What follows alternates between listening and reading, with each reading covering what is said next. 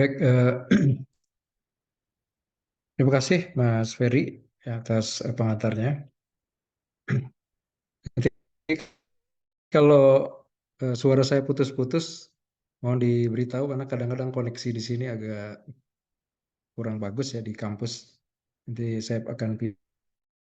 Baik, Ustaz. Baik, terima kasih.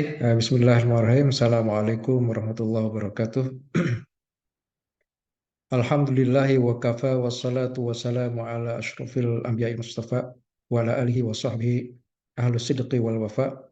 Asyhadu an la ilaha illallah wa asyhadu anna Muhammadan abduhu wa rasuluh. Allahumma salli wa sallim ala Muhammad wa ala alihi wa sahbihi ajma'in. Allahumma rzuqna fahman nabiyyin wa hifdzal mursalin wa ilhamal malaikatil muqarrabin bi rahmatika ya arhamar rahimin. Rabbi israh li sadri wa yassir li amri wahlul 'uqdatam min lisani yafqahu qawli. Terima kasih, alhamdulillah kita hari ini bisa dipertemukan secara virtual ya, dalam majelis yang mudah-mudahan Allah ridhoi, dan semoga kita memperoleh berkah dari majelis ini dan menyelesaikan majelis ini dengan membawa satu manfaat, ya, satu keberkahan khususnya di bulan Ramadan yang suci ini. Dan kali ini saya diminta oleh Sufah Institute ya, yang para aktivisnya saya cukup kenal baik ya, beberapa di antaranya. Dan ini terakhir kali mungkin saya mengisi di Sufah itu tahun lalu ya, kalau saya tidak salah bulan Ramadan juga ya, dengan Ustadz Syamsuddin Arif gitu. Jadi sudah lama juga. Kemarin meminta saya untuk mendiskusikan satu tema yang sebetulnya sudah cukup sering dibahas ya, khususnya kalau kita mengikuti kursus-kursus The Worldview of Islam, itu ada selalu ada materi konsep kebahagiaan dalam Islam. Tapi untuk saya sendiri sebetulnya ini bukan hal baru, tetapi sudah cukup lama ya tidak membawakan materi ini, karena biasanya kalau dipimpin itu materi-materi worldview dibagi-bagi dan konsep kebahagiaan itu biasanya oleh pemateri yang lain. Nah, jadi ini kembali bernostalgia saya membawakan materi ini. Dulu memang pernah juga. Baik, untuk memulai saya akan share screen seperti biasa ya. Sebentar ya.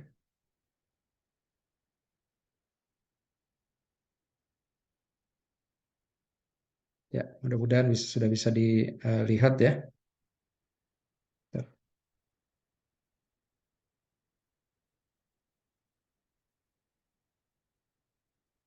Ya, jadi materi kali ini insya Allah kita akan diskusikan konsep kebahagiaan dalam Islam, dan sangat sesuai sebetulnya khususnya karena kita sedang dalam suatu bulan yang pada prinsipnya berkaitan erat dengan kebahagiaan manusia ya. Nah, untuk mendahului materi konsep kebahagiaan dalam Islam sebagai pengantar ya, kenapa kita penting untuk memahami masalah kebahagiaan ini atau konsep kebahagiaan ini, karena kebahagiaan ini sebetulnya menjadi eh, salah satu biang permasalahan yang kita lihat atau kita rasakan pada beberapa tahun terakhir ini. Ya, pertama, kebahagiaan itu sendiri sebetulnya suatu menurut Cicero sebagai suatu kebaikan yang paling tinggi ya, atau summum bonum istilah Cicero ini. Jadi artinya semua tujuan dari manusia, semua cita-cita manusia sebetulnya bisa dilacak ya pada konsep kebahagiaan yang dipikirkannya. Nah, demikian juga ukuran-ukuran keberhasilan yang paling tinggi, yang paling utama ya, dari suatu masyarakat atau individu itu terletak apakah dia itu berbahagia atau tidak. Nah, kita ya kawan-kawan masuk ke perguruan tinggi, mencari ilmu, bekerja, menikah, memiliki anak, ya apapun yang sedang dikerjakan, pada akhirnya ya ultimate-nya adalah apakah kita ini bahagia atau tidak. Apakah eh, tujuan dari semua itu adalah kita ingin berbahagia. Ya, tujuan dari makan ingin berbahagia, tujuan dari menikah ingin berbahagia dan lain-lain. Karena itu tidak salah kalau Cicero mengatakan kebahagiaan itu adalah suatu summum bonum. Kalau kita lihat di eh, Deklarasi Kemerdekaan Amerika bahwa eh, kebahagiaan itu adalah, ya ini di sini digaris bawahi di sini ya, the pursuit of happiness, ya. Itu adalah hak dari setiap warga negara Amerika, hak dasar ya, hak asasi dari setiap warga negara Amerika. Jadi setiap warga di Amerika itu salah satu hak yang paling mendasar adalah memperoleh kebahagiaan. Artinya negara wajib memberikan kebahagiaan bagi masyarakat di Amerika khususnya ya. Jadi memang kebahagiaan ini adalah cita-cita semua orang. Dan kalau kita lihat di beberapa survei di dunia, mungkin teman-teman sudah tidak asing dengan survei seperti ini. Itu sering dilakukan survei, misalnya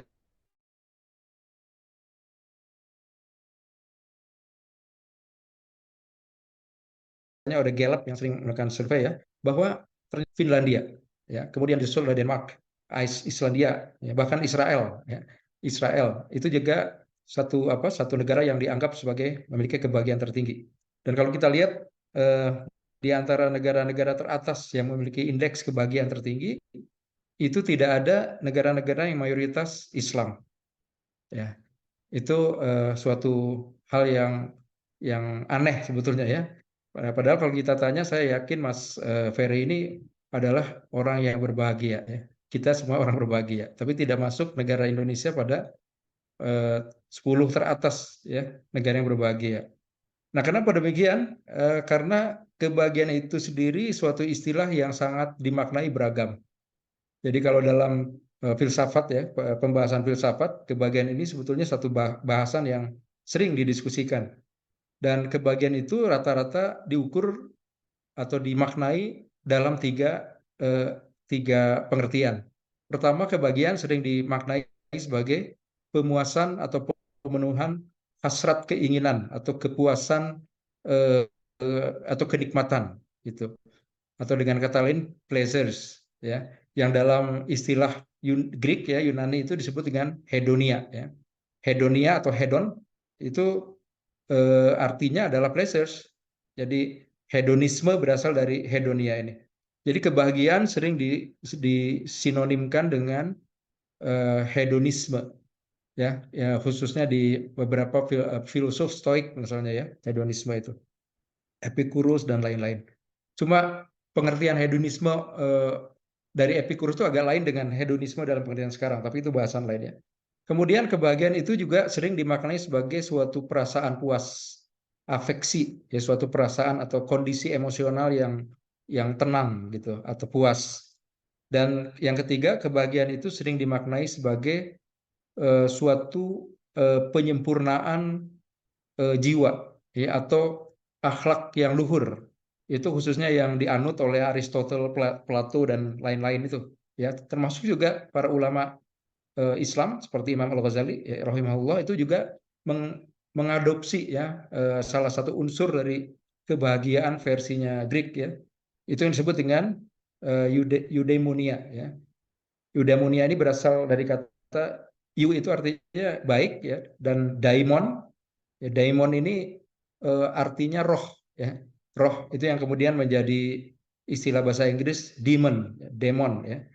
Tapi maknanya sudah agak lain. Daimon ini maksudnya adalah roh yang baik.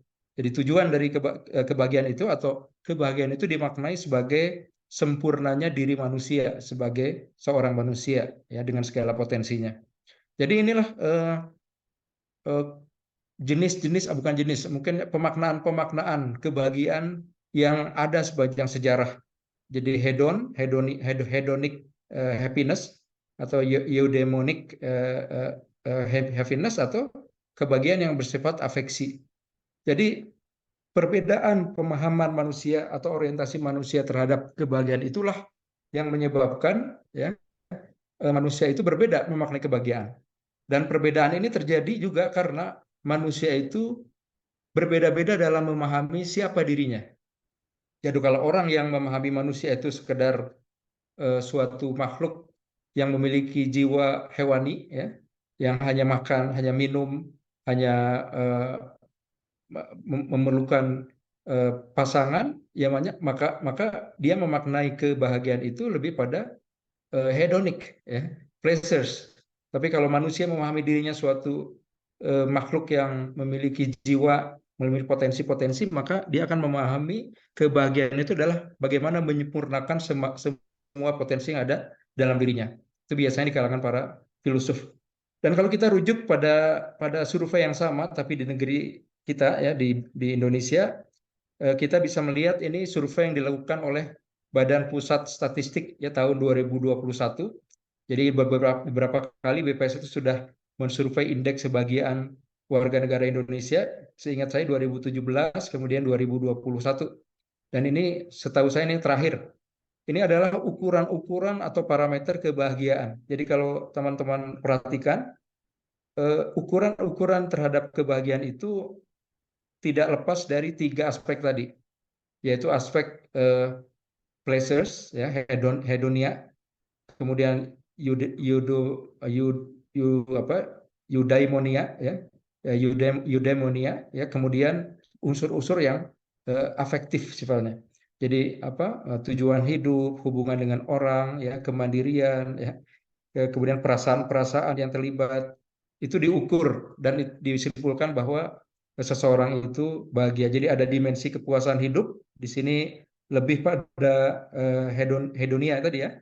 Kemudian dimensi perasaan, ada dimensi uh, eudaimonia, ya, dimensi-dimensi tujuan hidup begitu. Nah, itu yang dipahami orang secara umum tentang kebahagiaan. Dan ini juga ada survei yang lebih spesifik, ya. Apakah orang menikah dan belum menikah itu lebih bahagia atau tidak? Di sini terlihat yang belum menikah rupanya dikategorikan lebih bahagia dari yang sudah menikah. Ya, setuju atau tidak, ya? Jadi biasanya orang menikah itu ingin bahagia, tetapi ternyata indeks kebahagiaannya malah relatif turun sedikit, ya. Itu entah benar atau entah tidak. Kemudian juga indeks kebahagiaan berkaitan dengan umur, ya. Makin tua seseorang cenderung makin tidak bahagia, ya. Ini, ya, yang di survei 2017 sedikit turun. Kemudian kalau berkaitan dengan gelar akademik, katanya orang makin tinggi gelar akademik atau sekolahnya makin tinggi makin bahagia, ya. Yang SD tidak pernah sekolah, eh, kemudian yang SD, SMP sampai yang S2, S3 eh, katanya lebih bahagia dan lain-lain. Itu juga ada berkaitan dengan penghasilan, ya. Ya, tidak mengherankan karena ya ukuran-ukuran kebahagiaan diukur dari tiga domain tadi, ya, tiga domain atau tiga unsur tadi, ya. Nah, kemudian di mana sebetulnya orang itu salah meletakkan kebahagiaan? Kemarin waktu Mas Ferry menghubungi saya, sebetulnya tema yang diinginkan itu awalnya adalah konsep Islam tentang kesejahteraan kalau saya tidak salah. Karena melihat fenomena saat ini orang-orang anak-anak muda begitu gemar flexing, ya, para istri-istri pejabat begitu gemar menunjukkan kemewahan-kemewahan, ya, termasuk ini foto yang baru-baru ini heboh, ya, yang salah seorang istri dari pegawai sekretariat negara yang tidak berniat beli mobil mewah, ya. Nah, jadi beli mobil tuh nggak niat gitu. Jadi lihat mobil di depan dia, ya, kemudian tertarik langsung aja beli mobil.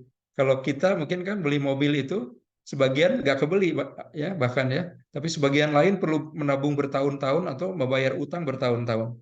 Ini lihat selewat aja langsung beli mobil, ya, begitu kayanya seseorang itu. Dan itu diposting di media sosial, dan captionnya menarik sekali, Alhamdulillah, ya. Jadi masih menyebut nama Allah juga flexing itu, ya. Alhamdulillah, dapat mobil lagi katanya gitu. Nah, tetapi kita juga melihat bahwa kebahagiaan seperti itu nanti kita akan lihat dampaknya juga bukan kebahagiaan yang sebenarnya. Jadi kesalahan meletakkan dan memaknai kebahagiaan, itu sebetulnya yang menjadi banyak manusia jatuh pada kesengsaraan. Ini memang ironis, salah meletakkan kebahagiaan, justru yang terjadi adalah opositnya, lawannya, yaitu sengsara. Bahagia kalau memiliki banyak harta. Bahagia itu kalau populer. Bahagia itu kalau memiliki posisi dan kedudukan. Bahagia itu kalau memiliki pasangan yang diinginkan, yang cantik, yang ganteng. Kebanyakan orang, ya, orang awam, anak-anak muda itu selalu meletakkan kebahagiaan pada ukuran-ukuran seperti ini. Dan meskipun tahu bahwa itu sebetulnya keliru, yang semu, tetapi tetap saja, ya, manusia-manusia itu sejak zaman dulu sampai sekarang, tetap yang dikejar itu adalah hal-hal semacam ini. Itu memang suatu yang aneh, ya. Udah tahu salah tapi tetap dikejar habis-habisan tiap hari untuk mengejar hal-hal seperti ini. Nah, ini juga yang sempat heboh, ya. Dan itu juga didukung oleh survei juga. Seorang ahli psikiatri klinik, ya, dari Harvard Medical School, Robert Waldinger, itu pernah menyampaikan, ya, data ini mungkin di Amerika, yang mensurvei para millennials, ya, para anak-anak muda, eh, ketika ditanya memaknai tujuan hidup atau apa itu kebahagiaan, memang mayoritas atau 80% itu adalah pada kekayaan. Jadi tujuan hidup itu bagaimana menjadi kaya. Jadi hidup anak-anak muda semuanya dicurahkan untuk bagaimana menjadi kaya raya, ya. Meskipun itu dilakukan secara instan, dan 50% diantaranya adalah memaknainya sebagai diraihnya popularitas, keterkenalan, atau kombinasi keduanya mungkin, ya, kaya dan terkenal. Itu yang ditunjukkan oleh dua sosok yang ada dalam gambar, ya, yang heboh beberapa tahun ke belakang, dan sekarang justru ada dalam oposit dari kebahagiaan, yaitu kesengsaraan yang mendekam di penjara. Dan Robert Waldinger ini menarik, dia itu pernah melakukan studi yang cukup panjang selama 75 tahun.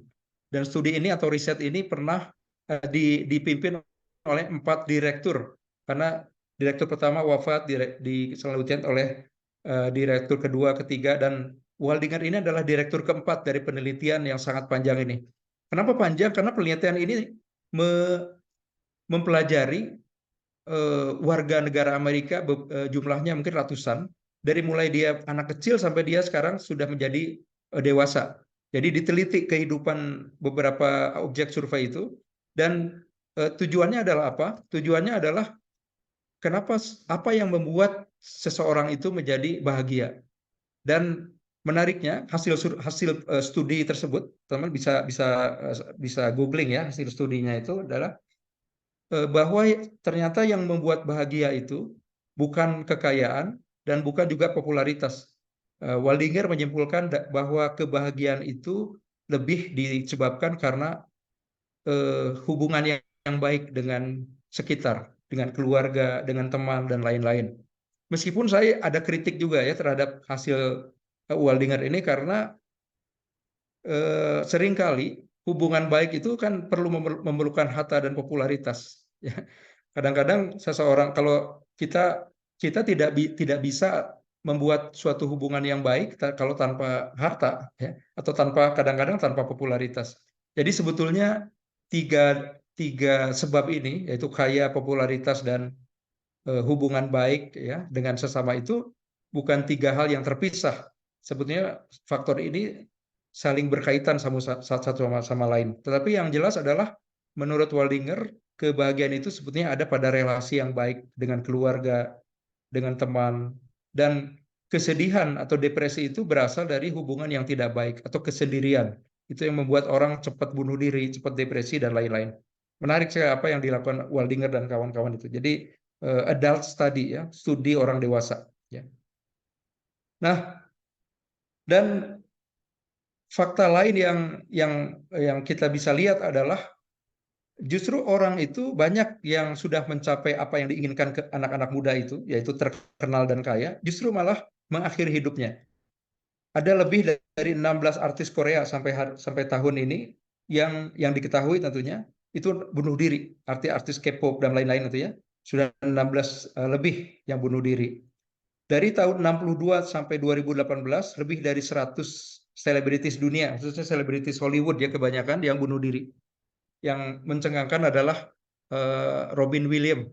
Mungkin teman-teman sering menonton film-film yang diperankan oleh Robin Williams, yang seringkali peran-peran Robin Williams itu ada peran-peran yang membahagiakan. Jadi mukanya juga, ya mukanya, ekspresi mukanya seperti orang yang sangat lucu ya, sangat bahagia. Tapi begitu tragis mengakhiri hidupnya. Artis-artis rock itu banyak sekali yang bunuh diri ya. Chris Cornell ya, saya agak hafal juga nih artis-artis rock ini ya. Chris Cornell, kemudian Chester Bennington ya, kemudian siapa lagi, Kurt Cobain ya, itu juga mengakhiri hidupnya, dan banyak lagi. Jadi lebih dari 100 orang ya, selebritis yang bunuh diri justru karena sudah dalam posisi kaya dan terkenal ya, termasuk artis-artis lain lah di kalau di Indonesia saya kurang tahu apa pernah ada yang bunuh diri atau enggak ya, artis itu. Tapi yang narkoba banyak sekali.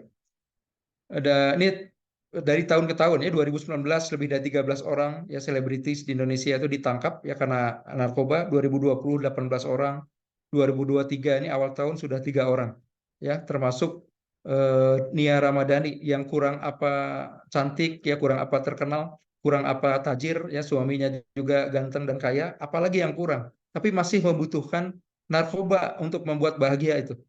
Ya itu kan ironis sebetulnya ya. Nah, ini data bunuh diri di dunia barat. Jadi tadi diperlihatkan bahwa survei kebahagiaan negara-negara barat itu cenderung lebih bahagia.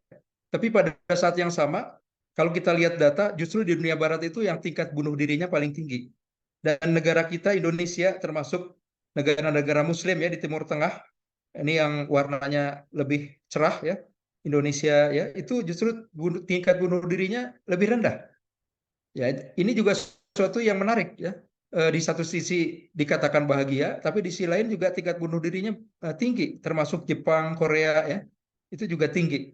Jadi Indonesia meskipun miskin, tapi kalau buat bunuh diri ntar dulu gitu ya. Jadi termasuk yang kecil di antara negara-negara yang lain. Nah, itu problem kebahagiaan. Jadi oh ya, sebelumnya ini saya mau memutarkan satu klip yang menarik. Jadi ini ada, mungkin teman-teman tahu, ada yang tahu, ada yang enggak, sosok namanya Dennis Lim ya, seorang penceramah muda seperti Ustadz Felix Xiao, tapi beliau ini tadinya seorang bandar judi yang kaya raya, ya, seorang Chinese mualaf yang kemudian masuk Islam karena gara-gara mencari kebahagiaan. Ini ada di podcastnya Daniel Mananta ya, beberapa hari ini kebetulan saya simak dan itu menarik sekali. Saya putarkan, tapi saya nggak tahu ini audionya bisa masuk atau enggak ya. Mudah-mudahan masuknya. Bentar ya. Thailand dengan Kamboja sudah di luar Thailand tapi belum masuk Kamboja, itu daerah tanpa hukum. Dan salah satu pelajaran yang dilihat di sana adalah memang ketika akhirnya ke sana katanya pengen bahagia, sederhana lah. Kalau misalnya istilahnya kemarin ngobrol sama Ustadz Felix itu bicara tentang bagaimana beliau logika tentang ketuhanan dan lain-lain, enggak, gue mau sederhana. Gue pengen tenang aja, gue pengen bahagia. Gue nggak pengen ngeliat orang-orang yang gue sayang itu kesedihan, nangis, apapun itu. Lu nggak pengen jadi intinya ya, dan juga pokoknya ini gue simpel pengen tenang, pengen bahagia. Makanya yuk, pakai cara apa nih? Di Thailand itu Allah izinkan ngelihat semua orang yang pengen bahagia dengan berbagai macam cara. Bandar judi yang jauh lebih kaya dari gua, malah dia pengen tidur harus pakai pil tidur. Tanpa pil tidur dia nggak bisa bingung, nggak bisa tidur. Dia cekin cabut, janjian sama psikiater karena berapa hari nggak bisa tidur. Ketemu sama yang istri diminta cerai ke suaminya gara-gara tidak dibelikan mobil yang kelima. Di sana ada. Wow. Mungkin mobil ke-1 sampai ke-4-nya mobil Hot Wheels ya, atau mainan Tamiya. Kesel.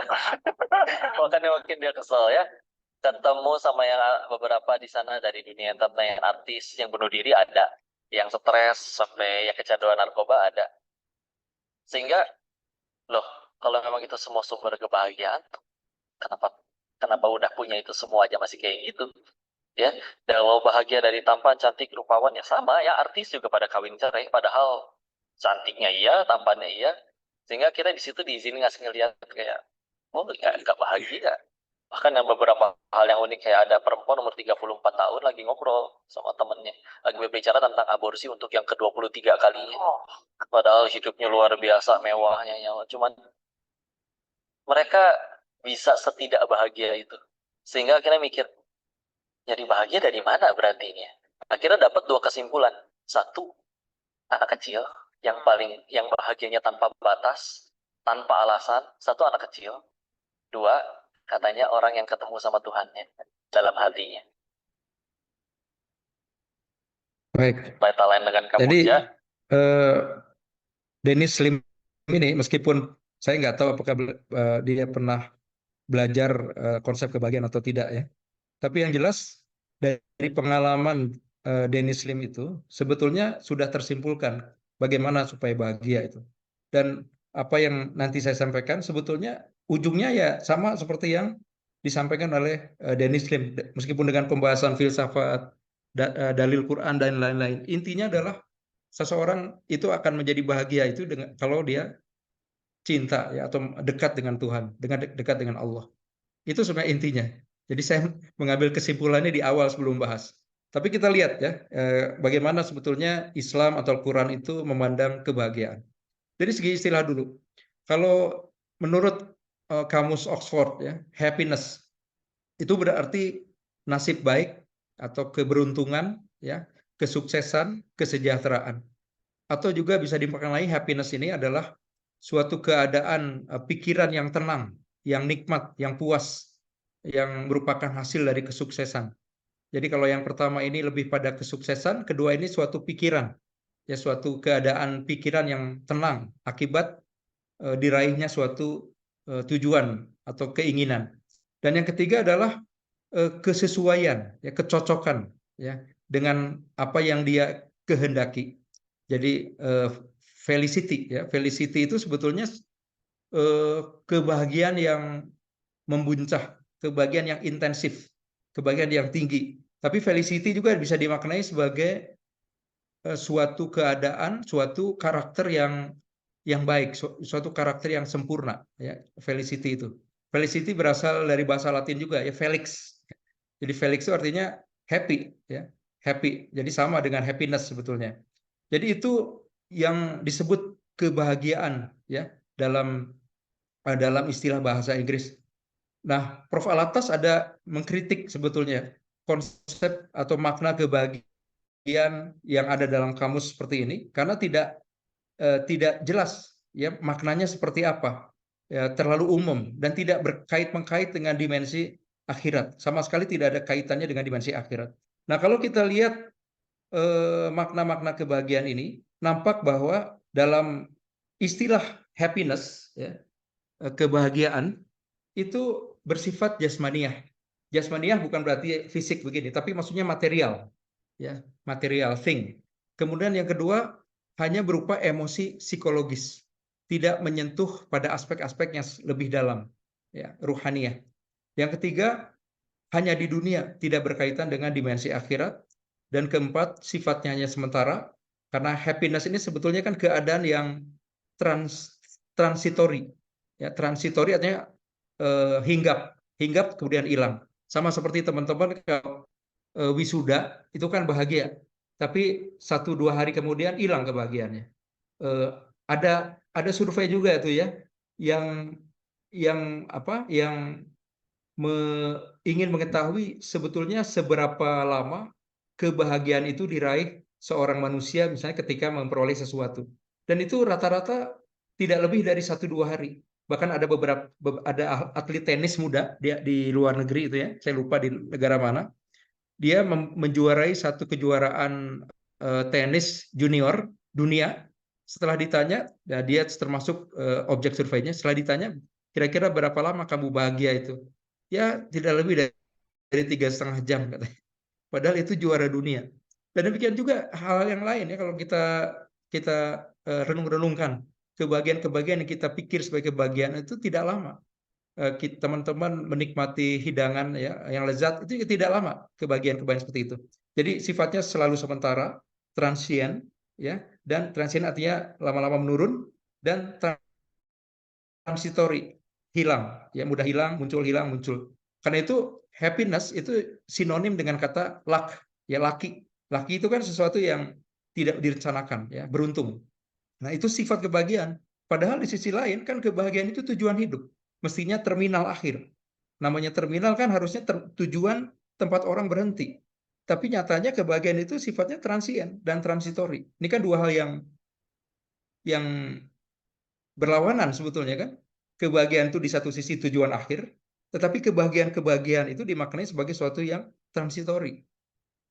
Itu suatu yang aneh dan dikritik oleh Prof. Alatas sebetulnya.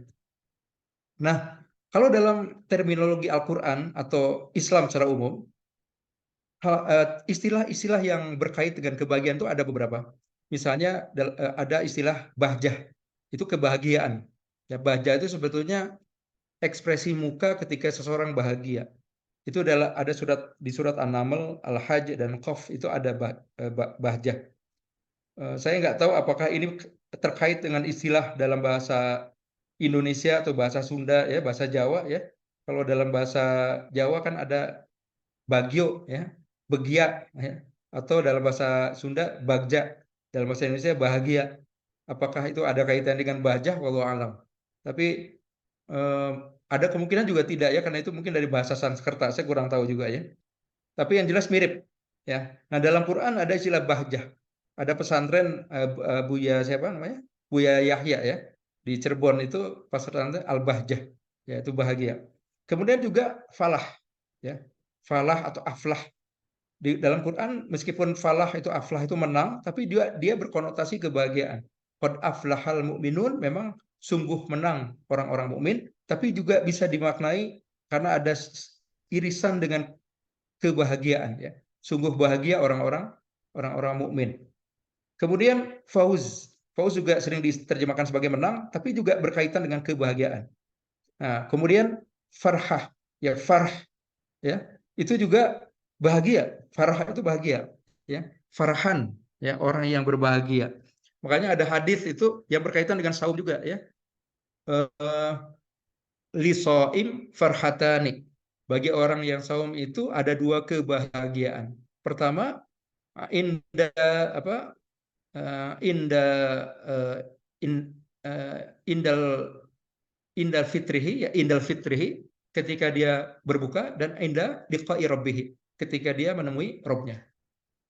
Jadi bagi orang saum itu sebetulnya ada dua kebahagiaan. Pertama ketika dia berbuka, kan gorengan itu kan sebetulnya bukan sesuatu yang membahagiakan ya. Tapi kalau lagi buka puasa, gorengan itu seperti makanan yang paling lezat di dunia ya. Umumnya begitu, sangat membahagiakan. Kemudian yang kedua adalah kebahagiaan ketika seorang yang shaim itu adalah menemui Tuhannya ya. Indah liqa'i rabbih. Jadi farah itu kebahagiaan. Kemudian juga najah. Najah itu sering diterjemahkan kesuksesan, tapi juga kebahagiaan. Najat, keselamatan juga itu berkait dengan kebahagiaan. Tetapi terminologi yang paling umum digunakan untuk menyebut suatu kebahagiaan secara lebih komprehensif itu adalah sa'adah. Ya, orang yang berbahagia adalah sa'id. Ya, sa'adah, konsep kebahagiaan ya istilah kebahagiaan yang sering digunakan oleh para ulama sejak masa lalu adalah sa'adah. Sa'adah itu bisa dimaknai lawan dari ketiadaan dari lawannya. Kalau dalam mantik sebetulnya definisi seperti ini nggak boleh ya, kecuali kalau tidak ada definisi lain ya. Jadi misalnya definisi gelap itu apa? Gelap itu adalah ketiadaan terang. Nah itu dalam mantik sebetulnya tidak boleh mendefinisikan seperti itu karena tidak memperjelas. Tapi kadang-kadang digunakan kalau memang tidak memiliki definisi yang baik, yang jelas ya. Nah seperti sa'adah juga. Sa'adah itu kan susah didefinisikan sebetulnya karena dia perasaan atau pengalaman. Makanya bisa didefinisikan, meskipun ini bukan definisi yang baik, sebagai lawan dari opositnya ya, atau lenyapnya opositnya, yaitu kenestapaan atau syaqawah ya. Karena itu sa'adah itu bisa didefinisikan khilafus syaqawah ya, tidak adanya, lenyapnya kependeritaan. Jadi kalau orang tidak menderita artinya bahagia begitu. Dan syaqawah itu dalam bahasa Indonesia disebut nestapa, tapi Prof. Alatas dalam bukunya ya Ini bukunya. Jadi teman-teman saya anjurkan juga membaca buku ini ya. Makna, kalau bagi yang belum ya, makna kebahagiaan, maaf ini enggak ini ya. Makna kebahagiaan dan pengalamannya. Blur ya. Karena backgroundnya di blur. Makna kebahagiaan dan pengalamannya dalam Islam. Nah, ini ayat yang tadi saya sampaikan dalam Quran tentang sa'adah. Yauma ya'ti la takallamu nafsun illa bi'idznihi faminhum syaqiyun, lawan dari kebahagiaan, wa sa'id. Jadi sa'id di sini menunjukkan kebahagiaan. Kemudian surat Hud, wa ammal ladzina su'idu, ya, su'idu, orang-orang yang berbahagia. Nah, itu istilah kebahagiaan yang bisa kita temukan dalam Quran. Jadi banyak istilah, tetapi para ulama termasuk Prof. Alatas itu mengatakan bahwa yang paling komprehensif adalah sa'adah, ya. Itu dalam Quran.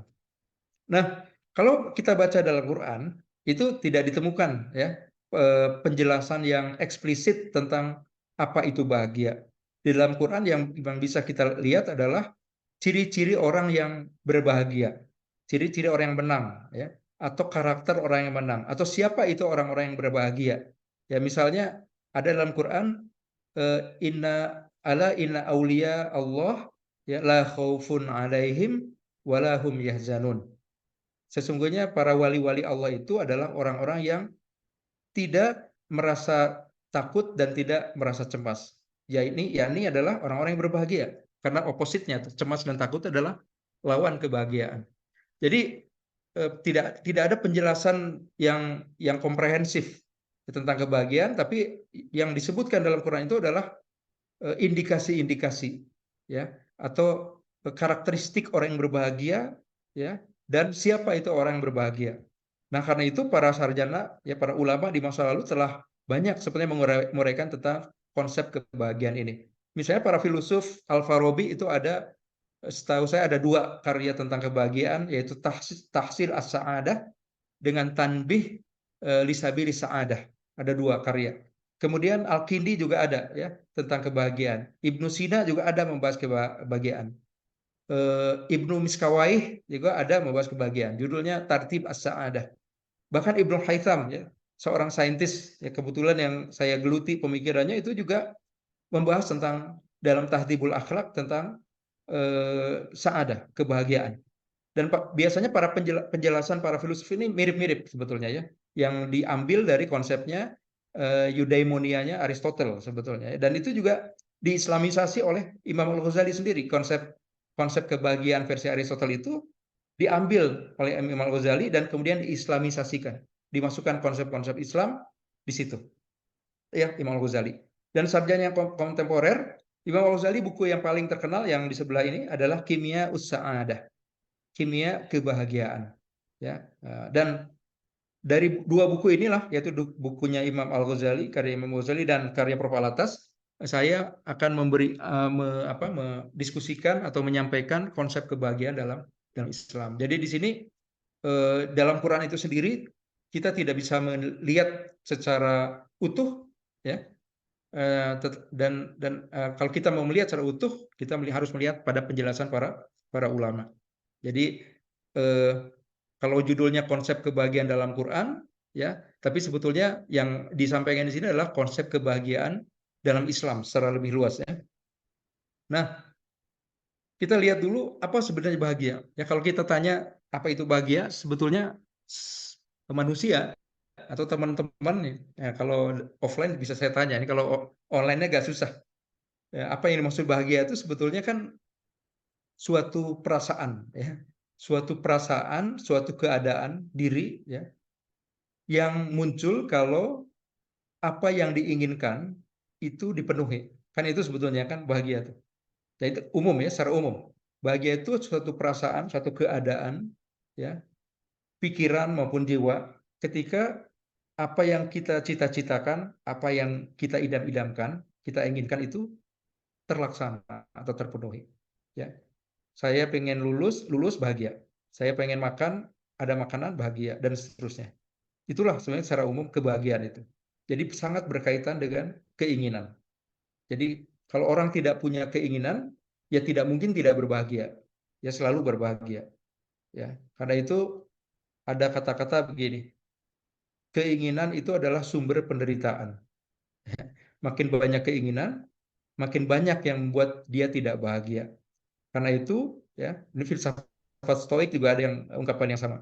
Karena itu kalau kita mau berbahagia, ya, atau mudah dibahagiakan, jangan banyak keinginan, atau letakkan keinginan pada hal-hal yang sederhana, yang mungkin, yang bisa dicapai, dan yang penting. Nah, itu resep kebahagiaan dari para filosof, termasuk filosof Stoik seperti itu. Nah, jika yang diinginkan sesuatu yang sementara, ya, jadi kan berhubungan dengan keinginan. Kalau keinginan itu pada sesuatu yang sementara dan permanen, maka kebahagiaannya adalah juga sementara, bahkan bisa berakhir nestapa, ya, atau kesengsaraan. Jadi kalau ya apa yang diinginkan itu pada sesuatu yang sementara, ya kebahagiaannya juga sementara. Karena itu ada yang sering mengatakan bahagia itu sederhana, katanya. Ya memang sederhana untuk kebahagiaan yang versi sederhana. Tapi kalau kebahagiaan yang versi versi yang ultimate-nya tentu tidak sederhana. Kalau kebahagiaan sederhana, yaitu ya sederhana jadinya, ya, karena keinginan juga terhadap sesuatu yang sederhana. Tapi tentu kebahagiaan seperti ini lagi-lagi bukan kebahagiaan sejati, karena kebahagiaan itu kan mestinya suatu keadaan yang akhir, yang tidak pernah berubah. Jadi jika yang diinginkan sesuatu yang tetap, maka kebahagiaannya juga akan permanen, ya, dan bahkan memuncak dan menetap pada akhirnya. Nah, jadi ini sebetulnya bahagia itu kan sebetulnya seperti ini, pengertian bahagia. Nah, prinsip kebahagiaan dalam Islam itu pertama selalu berkaitan dengan dua dimensi. Pertama duniawi dan ukhrawi. Bahkan duniawi itu adalah jalan kepada yang ukhrawi. Ya. Kemudian setiap kebahagiaan yang tidak terkait akhirat itu pasti hampa, semu, dan palsu. Bahkan bisa berakhir menjadi suatu syakawah, tragedi. Ya. Setiap kebahagiaan yang tidak dikaitkan dengan kebahagiaan akhirat itu pasti hampa. Ya. Saya ingin bahagia dengan menikah misalnya, memiliki anak. Ya. Menyangka itu adalah sumber kebahagiaan. Padahal menikah itu sebenarnya pintu, kalau tanpa akhiratnya, tanpa keyakinan pada akhirat bahwa menikah itu ibadah, mengurus anak itu ibadah. Sebetulnya pernikahan itu membuka masalah-masalah yang lebih banyak. Harus mencari nafkah, harus mengurus anak, harus mengurus istri atau mengurus suami dan lain-lain. Jadi capek kan sebetulnya berumah tangga itu, memiliki anak itu kan capek. Mungkin kalau yang belum nikah nggak tahu ya, disangkanya nikah itu semuanya tentang surga, ya, tentang kebahagiaan. Enggak ya. Ya, memang ada momen-momen membahagiakan, tapi juga tidak sedikit momen-momen yang menyusahkan. Seandainya kita membuang akhirat, ya tidak meyakini bahwa membina rumah tangga itu ibadah, mengurus anak itu ibadah, mencari nafkah itu suatu bentuk jihad, maka sebetulnya pernikahan itu sebetulnya mengantar kepada penderitaan. Ya, makanya banyak yang cerai karena menyangka pernikahan itu bahagia, ternyata tidak menemukan kebahagiaan dalam pernikahan itu. Nah, jadi makanya setiap kebahagiaan yang tidak dikaitkan dengan akhirat itu adalah ujungnya tragedi. Kita sudah capek-capek cari nafkah, ya, banting tulang pagi sampai malam. Yang kita nikmati itu berapa banyak sih? Misalnya saya gaji 100 juta, katakanlah gitu. Yang kita nikmati, yang kita makan, kita pakai itu berapa sih? Sisanya kan untuk anak, untuk keluarga, untuk orang tua, untuk orang lain sebetulnya. Kita tidak menikmati, tapi kita mencarinya itu siang malam, banting tulang, capek. Nah, kalau tanpa agama, ya, tanpa keyakinan terhadap Tuhan, hidup itu sebenarnya tragedi. Ya. Itulah yang dialami di dunia barat. Ya, makanya ada filsafat eksistensialisme. Jadi kebahagiaan bukan suatu keadaan sementara, tapi sebuah proses menurut Imam Al-Ghazali. Kimia. Jadi kimia ussaadah sebetulnya maksudnya adalah bahwa bahagia itu sebuah proses membuat besi menjadi emas. Kimia di zaman dulu itu kan suatu ilmu yang katanya bisa mengubah logam besi menjadi emas. Zaman dulu ya, di zamannya Imam Al-Ghazali. Makanya kimia ussaadah artinya sebuah proses supaya manusia itu dalam keadaan yang tidak bahagia, keadaan yang masih dilumuri oleh unsur-unsur hewani, menjadi seseorang yang berbahagia, yaitu emas ya, emas ya dalam kondisi. Makanya Imam Ghazali menamakan kitabnya Kimia Us-Sa'adah. Kemudian kebahagiaan hakiki manusia itu hanya bisa dicapai jika ia mengenal dan mencintai Allah. Tadi seperti yang disampaikan oleh Dennis Lim itu sudah tepat ya sebetulnya. Jadi bahagia hakiki itu bukan pada harta, ya pada kedudukan, pada pasangan hidup, tapi ketika seseorang itu kenal sama Allah, cinta sama Allah. Karena kalau seseorang sudah kenal sama Allah, cinta sama Allah, apapun yang dialami dalam episode hidupnya itu, dia akan yakin bahwa itu adalah perbuatan Allah. Jadi meskipun kita misalnya gagal meraih sesuatu, kita miskin, kita sakit, kita luka, ya kita terjerembab dalam kegagalan, dia akan tahu bahwa itu semua adalah kehendak Allah.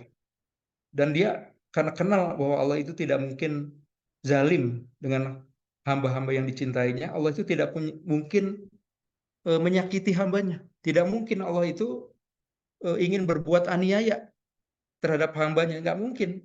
Karena itu dia tidak pernah merasa buruk sangka terhadap apapun yang dialaminya, meskipun itu gagal, sedih, karena dia yakin tidak mungkin Allah itu menyakiti hamba yang disintainya.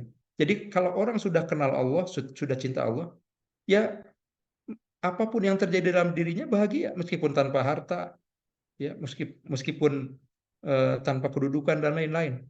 Nah, orang yang tidak berbahagia itu nggak kenal Allah, selalu suuzon dengan keadaan. Ya, jadi itu syarat kebahagiaan yang permanen. Karena itu kebahagiaan dalam Islam tidak selalu berkait dengan orang tidak sedih, tidak menderita. Orang itu pada saat yang sama bisa menderita, bisa gagal, bisa sedih, bisa sakit, tapi bahagia. Kalau pandangan umum, pandangan awam kan, kebahagiaan itu selalu dihubungkan dengan senyum. Ya, nah, makanya ikonnya emotikon bahagia itu kan senyum. Padahal sebetulnya tidak setiap orang yang berbahagia itu senang. Ya. Bisa jadi dia sakit, menderita, ya, tapi dia tahu bahwa semua itu adalah datang dari seseorang yang dicintainya, yaitu Allah. Kenapa Allah memberikan kita episode seperti itu? Ya mungkin kita lupa. Kadang-kadang kita tidak ingat Allah, maka Allah membuat hamba yang dicintainya ingat itu dengan penderitaan. Karena seringkali dengan kesenangan itu orang lupa. Makanya Allah memanggil hamba yang dicintainya dengan penderitaan. Karena dengan penderitaan biasanya orang lebih mudah ingat Allah. Nah, ketika dia mengingat itu ya apapun yang dialaminya ya membahagiakan saja. Ya, meskipun dialami dengan tangisan, ya, nanti dengan mungkin perasaan yang gelisah dan lain-lain. Jadi kunci mengenal Allah adalah untuk kebahagiaan. Tapi untuk mengenal Allah, kuncinya adalah mengenal diri sendiri. Ya. Jadi ini runutan nih. Orang kalau mau bahagia harus kenal dan cinta kepada Allah. Tapi untuk mengenal Allah itu kita harus mengenal diri sendiri. Karena sumber kesalahan orang meletakkan kebahagiaan itu karena kita tidak kenal diri sendiri. Jadi kunci mengenal Allah adalah mengenal diri sendiri. Yaitu apa yang membedakan dirinya dengan hewan lainnya. Masalahnya, tidak semua manusia itu mampu mengenal diri sendiri. Itu yang jadi masalah. Kebanyakan orang menyangka manusia itu ya kebutuhan manusia itu ya makan minum saja. Itu yang jadi masalah, itu yang menjadi sebab orang salah meletakkan kebahagiaan. Karena tidak mengenal, tidak memahami siapa dirinya. Nah, itulah yang dibahas oleh Imam Al-Ghazali, Prof. Al-Attas dalam karya-karya beliau itu ya. Jadi kimia kebahagiaan adalah proses manusia dari diri yang bersifat binatang ya menjadi diri yang bersifat malaikat. So proses ya. Ketika itulah manusia meraih kebahagiaan sejati. Nah, untuk meraih kebahagiaan di dunia dan akhirat itu atau kebahagiaan hakiki itu, manusia itu harus memahami 4 hal. Pertama, mengenal diri. Ya. Jadi itu langkah pertama. Kedua, mengenal Allah. Setelah mengenal diri, kemudian pasti mengenal Allah. Man arafa nafsahu faqad arafa rabbahu. Meskipun itu diperbincangkan bukan hadis, tapi maknanya tidak bertentangan. Bahkan ada ayat Al-Quran yang mengindikasikan itu ya. Stanurihim ayatina fi afaqi wa fi anfusihim ya hatta yatabayyana annahul haq. Itu juga senafas dengan man arafa nafsahu faqad arafa rabbahu. Jadi ada 4 pilar menurut Imam Al-Ghazali dalam Kimia Us-Sa'adah. Meskipun tidak disebutkan spesifik, tapi bab-babnya itu menunjukkan demikian. Pertama mengenal diri, kedua mengenal Allah, kemudian mengenal dunia, dan yang keempat mengenal akhirat. Kalau seseorang mengenal keempat aspek ini, pilar ini, maka dia akan berbahagia di dunia dan di akhirat. Nah, kita akan satu persatu, tapi utamanya difokuskan pada mengenal diri itu. Yang lain mungkin sekilas-sekilas karena waktu kita tidak cukup. Pertama, mengenal diri itu, kata Imam Al-Ghazali, bukan mengenal fisiknya. Bukan mengenal saya ini berjenggot, saya itu rambutnya putih, saya itu punya tangan, saya itu tinggi, saya itu gemuk, saya itu tidak ideal tubuhnya, saya itu obesitas, bukan itu. Tapi yang dimaksud mengenal diri itu adalah mengenal hakikat diri, yaitu jawaban ketika seseorang mengatakan siapa saya, ya, atau siapa Anda. Nah, apa yang ada di dalam diri manusia itu, ya, jadi kata Imam Ghazali ada 5, ya, yang dimaksud dengan mengenal diri itu, yaitu apa yang ada di dalam diri manusia, ya. Jadi ini pertanyaan-pertanyaan eksistensial, ya, kata Imam Ghazali. Kalau kita mengenal diri harus bisa menjawab 5 pertanyaan ini. Apa yang ada dalam diri manusia? Ini bisa dijawab kalau kita mengenal hati beserta segala aspeknya. Sejak kapan kita ada? Ini bisa dijawab kalau kita mengenal Tuhan. Akan kemana kita? Yang dapat dijawab ketika kita mengenal hakikat akhirat. Apa tujuan berada di dunia? Yang dapat dijawab kalau kita mengenal hakikat dunia dan akhirat. Dan apa hakikat kebahagiaan dan kesusahan yang menimpa kita? Yang dapat dijawab kalau kita sudah mengenal diri Tuhannya dan hakikat dunia serta akhirat. Jadi pertanyaan-pertanyaan lama, ya, pertanyaan filosofis sejak dulu, sejak masa Yunani. Ini pertanyaan-pertanyaan eksistensial dan ini yang sulit dijawab di dunia barat. Makanya muncul filsafat eksistensialisme. Heidegger misalnya itu pernah mengatakan karena sudah membuang agama dan Tuhan sehingga bingung sendiri filsafat eksistensialisme ini. Karena sudah tidak percaya kepada agama, manusia modern itu, kata Heidegger, merasa dirinya dilemparkan ke dunia yang tidak diinginkannya. Jadi buat apa saya nyemplung di sini? Nggak tahu mau kemana, nggak tahu tujuannya mau apa. Makanya bingung. Jadi merasa dilemparkan ke dunia yang tidak dikenalinya.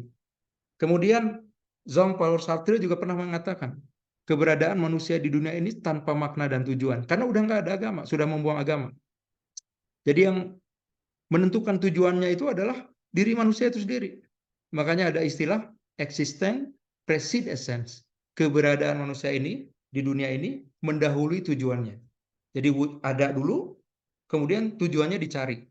Ada yang tujuannya ingin jadi pemain sepak bola, ada yang tujuannya ingin jadi presiden, ada tujuannya menjadi artis dan lain-lain.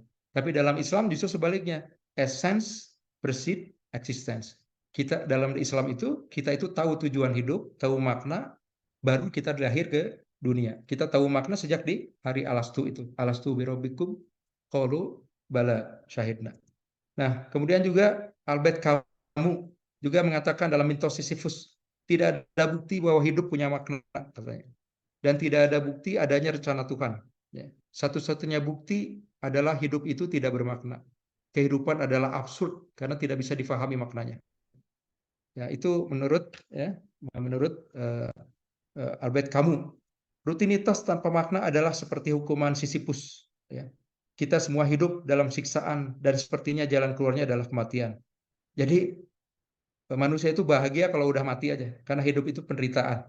Itu ya, karena apa? Sudah membuang Tuhan, sudah menghilangkan agama. Ya, jadi masalah memang agama juga bermasalah mereka itu kan. Makanya mereka juga membuang agama itu juga beralasan. Karena itu Prof. Alatas sangat tepat ketika mengatakan ketiadaan agama dan Tuhan itulah yang menyebabkan tragedi, ya, dalam diri manusia modern itu. Juga Schopenhauer, ya, juga pernah mengatakan manusia adalah kumpulan keinginan yang sulit dipenuhi. Kepuasan mereka tidak mencapai apapun selain ketiadaan rasa sakit, di mana pada akhirnya menyerah pada kebosanan. Jadi hidup itu membosankan, lebih baik mati aja. Itulah karena kehilangan makna hidup di dunia ini. Karena makna dan tujuan hidup adalah kebahagiaan, sedangkan hidup hanya di dunia, maka makna hidup cenderung pada kebahagiaan duniawi saja. Bagi manusia modern, kebahagiaan adalah bagaimana memperoleh al-mal, aljah, dan pemenuhan syahwat. Ya. Karena itu teman-teman tentu pernah menonton ya film The Pursuit of Happiness. Ini sebetulnya menggambarkan konsep kebahagiaan di dunia barat. Pertama, pursuit itu mengindikasikan bahwa kebahagiaan itu ada di luar, dikejar, mengejar kebahagiaan. Ya. Dan kedua, kalau menyaksikan filmnya, kebahagiaan yang dimaksud adalah bagaimana menjadi kaya. Ya. Menjadi kaya. Itu dimaknai seperti itu. Ya. Itu menggambarkan kebahagiaan manusia modern. Nah, kembali ke mengenal diri, karena itu mengenal diri pada dasarnya adalah mengenal hati. Karena manusia itu kan jasad dan rohani. Dan mengenal diri bukan bermaksud mengenal jasad saja, tapi mengenal yang esensi dari manusia, yaitu hatinya. Nah, untuk mengetahui hati manusia itu, kata Imam Al-Ghazali, ada 5 hal. Pertama, mengetahui bahwa hati itu ada. Kedua, mengetahui hakikat hati. Ya. Ketiga, mengetahui struktur diri manusia sebagai sistem, ya, sistem kerajaan. Jadi manusia itu seperti raja, kerajaan. Jadi dalam dirinya itu. Yang keempat, mengetahui hubungan antar unsur dalam kerajaan diri manusia. Dan yang kelima, mengetahui 4 sifat diri manusia. Ya, ini disebutkan dalam Kimia Us-Sa'adah. Ya, bukan secara eksplisit, tapi inilah yang dikandung dalam Kimia Us-Sa'adah. Nah, sekarang kita lihat satu-satu ya. Jadi ada 5 ini ya. Kita lihat satu-satu. Tentang keberadaan hati. Manusia itu harus tahu. Kita harus tahu bahwa ia bukan hanya terdiri dari jasad. Tentu kita sudah tahu. Tapi juga inti dari kita ini, ya Ustadz Muhammad Ishaq itu, Mas Ferry itu sebetulnya intinya itu bukan orang berkacamata berambut putih. Ya, dan ada tanda di sini. Ya, yang berat tubuhnya 70 kg dan tingginya 169. Ustadz itu bukan dosen Unikom, bukan peneliti pimpin, bukan seorang suami. Inti patinya itu adalah hatinya itu. Ya. Ya, sayangnya hati itu nggak bisa kelihatan. Dan hati ini bukan yang terlihat, tapi hati spiritual. Itu kata Imam Al-Ghazali. Ya, jadi kita ini hati kita sebetulnya. Cuman seringkali kita lupa bahwa hati kita itu sebetulnya diri kita itu hati kita. Ya, yang bersifat rohani. Nah, kegagalan memahami keberadaan hati sebagai bagian terpenting manusia adalah pintu pada salah memahami kebahagiaan. Karena ia merasa manusia itu hanya jasadnya saja. Ya, dan itu kan otomatis ya, kita itu sebetulnya hidup itu ya, keseharian kita merasa yang penting itu jasad kita ya. Jadi kalau kita misalnya tubuh kita lapar kan kerasa atau ya resah seperti puasa ini. Tapi kalau hati kita sakit jarang orang merasa resah. Karena keseharian kita itu difokuskan pada urusan-urusan jasad kita, bukan urusan hati. Secara otomatis gitu. Dan itu sebenarnya manusiawi dalam pengertian memang innama sumiyal insanu insanan li'annahu uhida ilaihi fanasya. Jadi manusia itu disebut insan karena dia pelupa. Insan itu dari kata nasya, ya, satu rumpun kata. Nasya artinya lupa. Ya. Memang kecenderungan manusia itu lupa, ya, atau melupakan. Ya. Nah, jadi tapi kita harus selalu ingat ya bahwa manusia itu sebetulnya esensinya hati. Ya, dan baik buruknya manusia ditentukan oleh hati, sebagaimana dalam hadits itu. Nah, jika ini terjadi, maka kebahagiaan manusia sama dengan bentuk kebahagiaan binatang. Ya, kalau kita gagal memahami diri kita siapa, ya, maka ketika kita bicara kebahagiaan, maka kebahagiaan yang kita bicarakan itu adalah kebahagiaan yang sama dengan kebahagiaan yang dicapai oleh binatang. Ya, karena manusia itu kan sama dengan binatang, kecuali ya. Jadi pembedanya kalau dalam mantik fasalnya, diferensia dari manusia dengan binatang lain itu adalah akalnya. Akal itu artinya hatinya, qalbnya atau jiwanya. Itulah yang satu-satunya pembeda manusia dengan binatang, itu bukan pada fisik. Ya.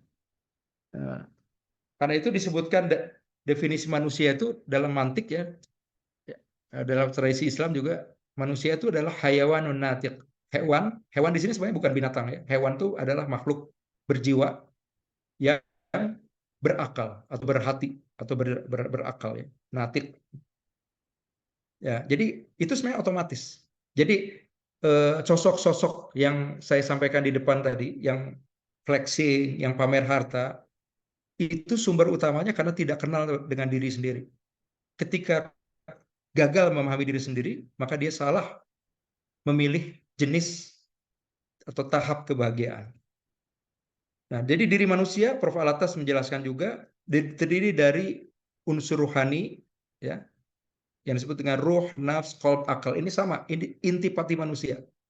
Ruh, nafs, akal ini sebetulnya satu, entitas yang sama. Dan kemudian ada fakultas jiwa, ya, penglihatan, panca indera yang internal, juga yang eksternal. Ini dalam konsep manusia dibahas biasanya. Dan panca indera internal, penglihatan dan lain-lain itu adalah luaran. Dan juga di luar sekali ada badan kita ini, jasad kita ini.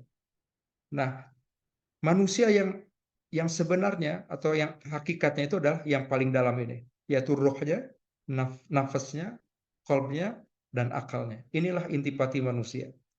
Jadi orang-orang yang mencari kebahagiaan, ya, dengan harta, dengan kedudukan, itu kebahagiaan level di luar ini. Dan sifatnya adalah sementara.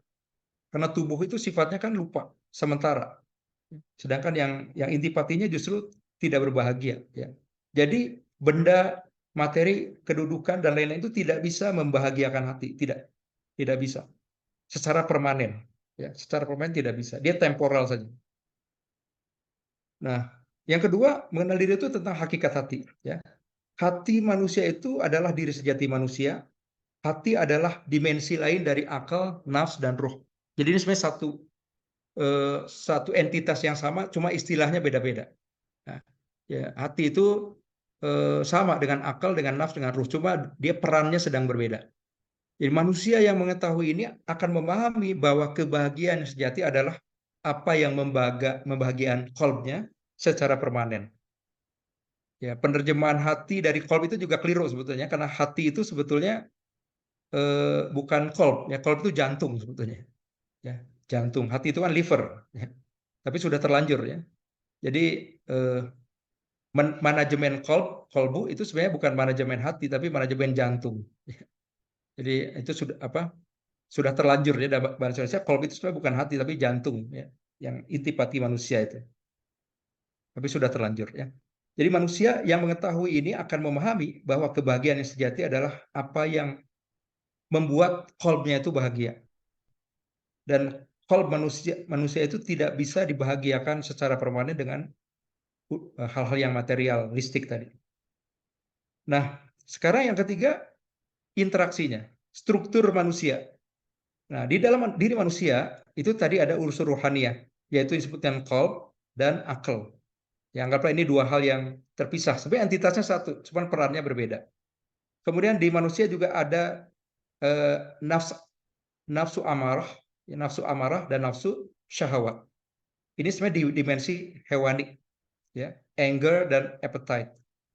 Anger itu maksudnya amarah bisu sebetulnya ya.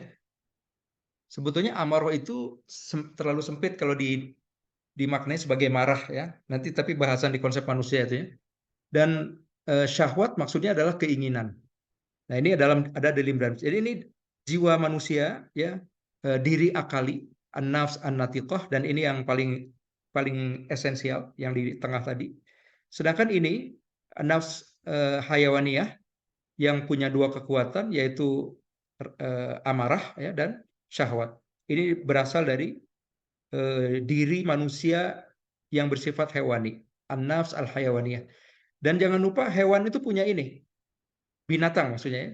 Binatang itu punya an-nafs al-amarah dan al-ghadab ya, dan an-nafs al-syahwah. Ya, binatang punya ini sama seperti manusia, tapi binatang tidak punya qalb dan akal, tidak punya. Nah, kemudian manusia juga tentu punya organ tubuh, jasad, ya, punya bagian-bagian tubuh. Ini diri kita seperti ini. Dan interaksi ruhani dengan jasmani itu menyebabkan di dalam diri manusia ada 4 unsur ini ya, yaitu hati, qalb, ya, kemudian akal, syahwat, amarah, panca indera. Setiap unsur ini di dalam diri manusia itu ada perannya. Ketika peran itu dijalankan dengan baik, maka manusia menjadi baik. Tapi kalau peran peran masing-masing itu kacau, maka manusia menjadi buruk. Kata Imam Ghazali, yang harusnya menjadi raja itu adalah qalb. Sedangkan akal itu berfungsi sebagai penasihat bagi qalb. Ya, karena qalb itu kan dari kata qalaba. Qalaba artinya berubah-ubah. Sehingga supaya qalb itu tetap pada pendiriannya, maka harus dinasehati oleh akal. Nah, kemudian syahwat dan amarah. Syahwat dan amarah itu sebenarnya bukan sesuatu yang buruk selama dia dikendalikan oleh rajanya. Bahkan tidak mungkin manusia itu menjadi baik tanpa syahwat dan amarah. Nah, ini yang membedakan dengan kerahiban. Bagaimana syahwat itu dibuang, amarah dibuang. Kalau dalam konsep Islam, manusia baik bukan tanpa syahwat dan tanpa amarah. Tapi manusia baik itu ketika nafsu hewaninya tunduk pada jiwa rasional. Nah, jadi syahwat ini bagaikan pemungut panen atau pajak, ya, yang mengambil-ngambil, kan keinginan, ya. Sedangkan polisi ini, amarah ini sebagai polisi, ghadab, ya, nafsu ghadabiyah itu fungsinya sebagai yang menghalau sesuatu yang tidak diinginkan, seperti polisi. Dan panca indera ini organ bagi syahwat dan amarah. Nah, jadi ini posisi yang harusnya terjadi dalam diri manusia.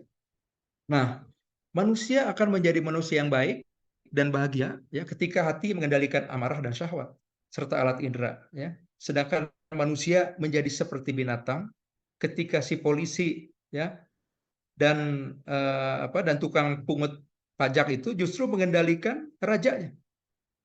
Kalau dalam diri manusia terjadi seperti ini, maka dia akan menjadi manusia yang jahat. Artinya manusia yang tidak bahagia. Jadi teman-teman, ya, kalau kita lihat korupsi, perkosaan, pembunuhan, sebetulnya apa sih yang terjadi itu dalam dirinya itu terjadi kekacauan dalam kerajaan dirinya. Ya, jadi siapa yang menyiksa itu? Ya, David itu, David siapa namanya? Ya, sampai hampir meninggal. Ya, apa yang ada di dalam diri penyiksanya itu? Ya, ini yang terjadi dalam dirinya, yaitu nafsu marahnya, ya. Polisi yang harusnya menjadi polisi dalam dirinya itu justru menjadi raja, ya, mukulin rajanya, yaitu hatinya, sehingga hatinya dikendalikan oleh amarahnya, ya.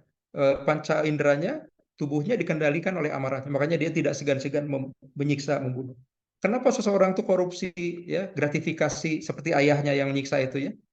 Itu karena apa? Karena syahwatnya mengendalikan pikirannya, sehingga curang atau menipu atau korupsi.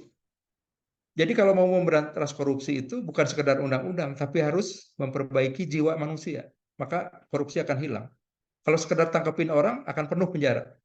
Tanpa solusi yang bersifat lebih mendasar seperti ini, tidak mungkin korupsi itu hilang. Karena ini sumber masalahnya adalah jiwanya itu rusak. Ya. Itu kata Imam Al-Ghazali. Nah, kemudian yang berikutnya adalah diri manusia itu punya 4 sifat, kata Imam Ghazali. Ya. Jadi interaksi dari keempat peran tadi, ya, akal, intelek, dan lain-lain itu adalah menghasilkan sifat-sifat dalam diri manusia. Pertama, sifat binatang buas, cenderung ingin mengalahkan, membunuh, membinasakan. Kemudian sifat bahaim, ya. Sifat bahaim itu adalah binatang ternak, makan, minum, ya, berhubungan seks dan lain-lain itu. Kemudian sifat iblis, ya, menipu, menyesatkan, mengelabui, menipu, ya. Dan yang keempat adalah sifat malaikat, ya, sifat malaikat. Jadi 4 sifat ini ada dalam diri manusia. Itu yang harus kita ketahui. Kita itu punya, meskipun seorang itu alim, ulama, ya, soleh, ahli tasawuf, sifat-sifat ini ada dalam dirinya sama.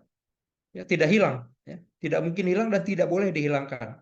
Ya, karena ini sebetulnya bermanfaat ketika manusia itu mampu mengendalikan sifat hewaninya. Manusia yang mengenal dirinya, ya, dengan benar akan melahirkan sifat adil, dan sifat adil melahirkan sifat akhlak terpuji atau kebaikan utama. Demikian juga sebaliknya. Ya, kalau tidak kenal menghasilkan sifat tercela. Kebahagiaan diri atau nafsiyah, ya, yang disebut dengan eudaimonia ini berhubungan dengan kebajikan manusia. Ya, itu yang disebut oleh Aristoteles, ya, sebagai kebajikan utama. Jadi kebahagiaan, kebaikan, keadilan pada diri seorang terjadi jika an-nafs an-natiqah mengendalikan jiwa hewaninya. Ya. Keadilan dicapai jika nafs natiqah ini menguasai nafs an-hayawaniyah. Jika telah tercapai keadilan, maka baru muncul sifat-sifat baik. Maksudnya begini. Jadi kalau seseorang itu adil, ya, maka akan tercapai kebaikan atau akhlak yang terpuji, yaitu syaja'ah, hikmah, ifah.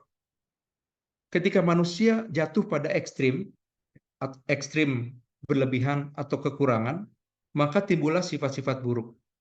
Sebagai contoh, syaja'ah itu adalah pertengahan dari sifat, ya, syaja'ah itu berani maksudnya. Berani itu sifat manusia yang tercapai kalau adil. Ya, karena kalau tidak adil, maka sifat berani manusia itu akan menjadi sifat pengecut. Ya, jadi bergerak ke ekstrim yang kiri, yang kekurangan. Ya, sebaliknya kalau ekstrimnya ekstrim berlebih-lebihan, maka dia akan nekat atau sembrono. Jadi sifat sembrono itu bukan sifat berani. Dia tuh berlebih-lebihan dalam berani, yang nekat. Ya, nekat itu misalnya kalau di depan kita ada geng motor, ya, jumlahnya puluhan orang yang berani itu akan lari. Ya, orang yang nekat mungkin ingin disebut pemberani, ya, atau dilihatin oleh pacarnya barangkali supaya disebut pemberani, dia akan menerjang geng motor itu. Nah, itu sifat yang tercela. Karena berani itu sifat pertengahan, ya, di antara nekat dengan pengecut. Demikian juga sifat bijaksana, ya, hikmah. Itu berada di tengah dari dua sifat tercela. Yang satu kurang, yang satu lebih. Yaitu kalau kurang dia disebut jahil, ya, pandir, ya. Dan kalau berlebih-lebihan disebut licik. Jadi orang licik itu terlalu pinter atau minteri orang. Itu licik. Jadi dia berilmu tapi berlebih-lebihan. Nah, yang keempat adalah sifat sederhana atau ifah. Dia berada di antara tamak dan lemah. Jadi ifah itu adalah ketika nafsu itu, syahwat itu berada di tengah-tengah. Kalau nafsu syahwat itu diumbar, ya, ekstrim berlebih-lebihan, maka timbul sifat tamak, korupsi misalnya gitu. Orang korupsi kan bukan kekurangan, tapi dia selalu merasa kurang. Tapi kalau dia kekurangan, maka disebut kalal asyahwah, lemah syahwat. Ya. Lemah syahwat bukan dalam pengertian Indonesia, ya, tapi syahwatnya itu kurang. Itu juga tercela, nggak punya keinginan. Ya, mager, ya, mager itu juga sifat tercela karena kurang keinginan. Ya, jadi harus berada di tengah-tengah. Nah, hakikatnya keempat keutamaan di atas lahir dari akhlak terpuji yang berlandaskan wahyu seperti muraqabah, sidq, wara, zuhud, sabar, tawakal, khauf, roja, takwa, dan lain-lain. Jadi maksudnya keempat sifat utama ini, ya, akhlak utama ini, cardinal virtus kalau dalam dunia Kristiani itu sebenarnya pembahasan para filosof. Nah, kata Prof. Alatas, sebenarnya empat sifat ini sebetulnya muncul dari akhlak-akhlak mahmudah yang sudah dikenal dalam Islam, ya, muraqabah, sidq, wara, zuhud, dan lain-lain itu. Jadi kata Prof. Alatas ini tidak salah, ya, pembahasan para filosof tentang empat sifat utama ini yang mengantarkan seseorang berbahagia itu tidak salah. Tapi dia harus diletakkan dalam konsep Islam, tidak bisa dilepaskan dari konteks agama. Karena itu Imam Al-Ghazali menyatakan bahwa empat kebajikan utama ini atau ummahat al-akhlaq, ya, atau ummahat al-fadilah ini secara sempurna ada dalam diri Nabi. Jadi Nabi lah yang punya sifat adil yang sempurna, syaja'ah yang sempurna, hikmah yang sempurna, dan ifah yang sempurna. Jadi manusia yang secara sempurna memiliki empat kebajikan utama ini, ya, adalah ada pada diri Nabi Muhammad SAW. Ya. Itu bentuk islamisasi Imam Al-Ghazali terhadap konsep-konsep falsafah Yunani sebetulnya, ya. Kalau teman-teman baca di Ihya Ulumuddin misalnya. Nah, jadi mengenal diri itu akan melahirkan keutamaan, dan keutamaan inilah yang melahirkan kebahagiaan. Ya, gitu. Jadi kata Prof. Alatas, ya, akhlak yang mulia itu hanya bisa diraih oleh ibadah. Dan ibadah itu ada yang lahir, ada yang batin. Yang lahir itu adalah ibadah yang kita lakukan, sholat, ya, dan lain-lain itu. Kemudian ibadah lahir juga perbuatan baik kepada sesama manusia, ya, kepada masyarakat, ya. Dan ibadah batin adalah ibadah hati, seperti ma'rifatullah, muhasabah, sabar, syukur, tawakal, zikir, dan lain itu ibadah hati. Jadi keutamaan akhlak mulia itu hanya bisa diraih kalau kita melaksanakan ibadah lahir dan ibadah batin. Itu kata Prof. Alatas. Nah, jadi kebahagiaan manusia bergantung pada pengenalan dirinya. Ya. Kebahagiaan ini dalam Mizanul Amal disebutkan begini oleh Imam Ghazali. Kebahagiaan itu berbeda-beda bagi setiap makhluk hidup. Ada yang bahagia bila terpenuhi urusan makan, minum, dan segala kebutuhan biologisnya. Maka ini adalah kebahagiaan kelompok binatang ternak.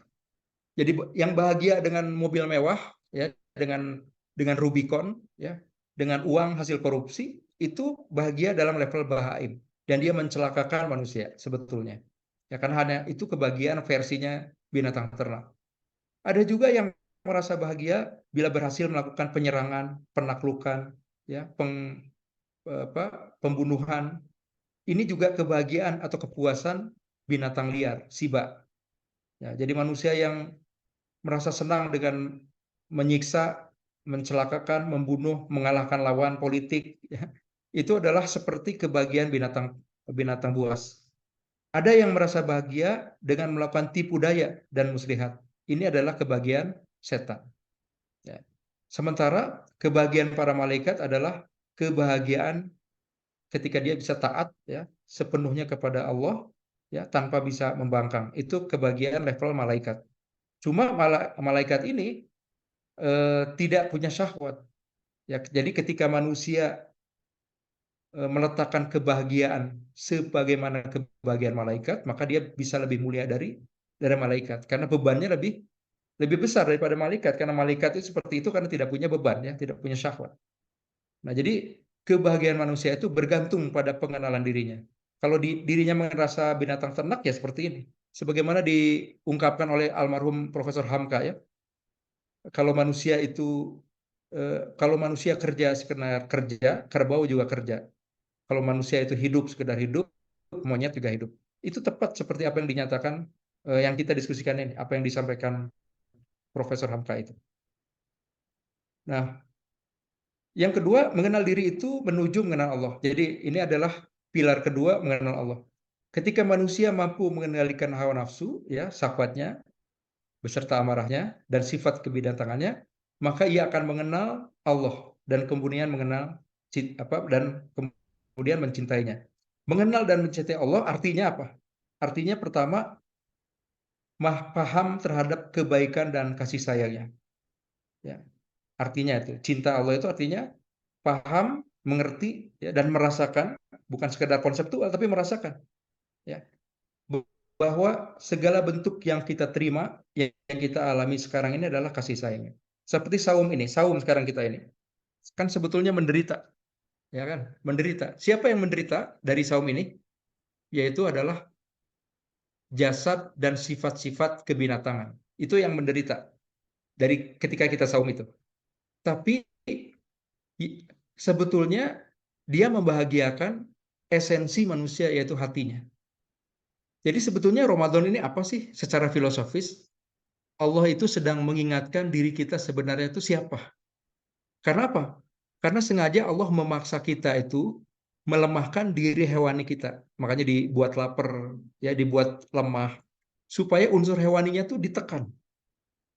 Dan manusia sadar muncul potensi yang sebenarnya, yaitu esensi manusia itu sendiri, yaitu hati. Makanya disuruh jangan makan, jangan minum, jangan berhubungan suami istri. Di sisi lain Allah nyuruh tilawah, nyuruh banyak zikir, nyuruh tarawih, ya, nyuruh baca Quran, nyuruh tadarus, supaya apa? Supaya justru esensi manusia itu naik kekuatannya. Jadi sengaja dipaksa begitu. Jadi Allah itu ngasih Ramadan itu sebetulnya sayang, ya, bentuk cinta Allah kepada manusia. Nah, jadi itu arti mengenal dan cinta kepada Allah adalah memahami kebaikan. Jadi kalau orang yang kenal dan cinta Allah sadar bahwa Ramadan itu adalah anugerah. Makanya dipanggil yang iman aja, ya ayyuhalladzina amanu. Yang nggak iman tuh nggak tahu dirinya siapa. Nah, jadi memahami kebaikan dan kasih sayangnya serta sifat-sifatnya. Ya. Kemudian taat dan beribadah kepadanya. Jadi orang yang ngaku cinta tapi nggak taat, ya nggak mungkin, ya bohong berarti ya. Nah, itu arti dari kenal dan cinta. Sebagaimana disampaikan Imam Al-Ghazali. Kemudian ketika manusia mengenal Allah ya, dan mencintainya, ya, maka apapun yang terjadi pada dirinya di dunia merupakan bentuk kasih sayang Allah. Kalau teman-teman kita gagal, kita tertipu, kita sedih, kita menderita, atau apapun yang terjadi ya, episode hidup yang begitu membuat kita sedih, ya apapun itu, orang yang kenal sama Allah dan cinta sama Allah, kenal pada sifat-sifat Allah, tidak mungkin husnuzon. Jadi teman-teman, kita boleh sedih, boleh nangis, ya boleh menggerutu ketika kita sedih itu ya, ketika kita nestapa, kita menderita itu, terserah. Tapi satu yang jangan pernah dilakukan adalah berburuk sangka kepada Allah. Ya, itu yang harus dijaga ya ketika kita mungkin sedang dalam episode yang tidak baik ketika kita hidup. Jangan pernah suuzon dengan Allah. Kenapa Allah ngasih begini? Mengapa Allah nggak adil? Itu tidak boleh ya terucap dari diri seorang mukmin ataupun terlintas di hati. Kalau terlintas segera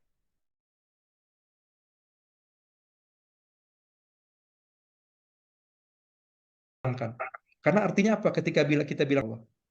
Nah, puncak kebahagiaan manusia itu ada di akhirat ketika dia ru'yah melihat Allah. Cinta kepada Allah itu seringkali hilang tumbuh. Kata Imam Ghazali dan Prof. Alatas juga menyebutkan, cinta kepada Allah itu dipupuk melalui ibadah lahir dan batin. Tadi ya disampaikan. Jadi salah satunya adalah zikir. Makanya zikir itu dilazimkan. Biasakan punya amalan zikir ya, pagi, sore, ataupun setiap terserah. Zikir yang paling mudah kan la ilaha illallah. Kata Syekh Hamzah Yusuf, la ilaha illallah itu begitu mudahnya sehingga bibir kita tidak perlu bergerak untuk berzikir la ilaha illallah. Ya, coba lafazkan la ilaha illallah, bibir itu nggak perlu bergerak karena begitu mudahnya. Ya, la ilaha illallah, la ilaha illallah ya. Bibir nggak perlu begini-begini. Jadi cara untuk kenal dan cinta Allah itu adalah salah satunya melalui zikir. Itu yang paling penting, ibadah batin. Ya. Nah, yang ketiga, mengenal dunia. Apa maksud mengenal dunia? Maaf, ini mungkin saya agak minta waktu lebih dari jam 11 ya. Kata Imam Ghazali, maksud mengenal dunia itu adalah bahwa memahami hakikat kehidupan dunia adalah sementara. Sehingga kalaupun cari sesuatu di dunia, carilah secukupnya. Kata Imam Ghazali, apa sih kebutuhan manusia itu? Yaitu sandang, pakaian, ya, pangan, makanan, dan papan, rumah. Itu aja. Jadi carilah secukupnya. Kalaupun kita dapat lebih, kelebihannya itu adalah dipakai untuk bekal di akhirat. Ya. Kebahagiaan dunia itu apa aja sih? Kebahagiaan badaniah, ya, fisik, kebahagiaan nafsiyah, ya, dan kebahagiaan kharijiyah. Nafsiyah maksudnya jiwa, psikologis. Kharijiyah adalah seperti keluarga, istri, anak-anak, dan lain-lain. Jadi ketiga kebahagiaan duniawi ini, kata Imam Ghazali dalam konsep Islam, bukan sesuatu yang tercela. Ya, dia mulia selama dia dipakai untuk bekal di akhirat. Kebahagiaan dunia adalah sarana mencari bekal atau kuda tunggangan, istilah Imam Ghazali, untuk mencapai kebahagiaan akhirat.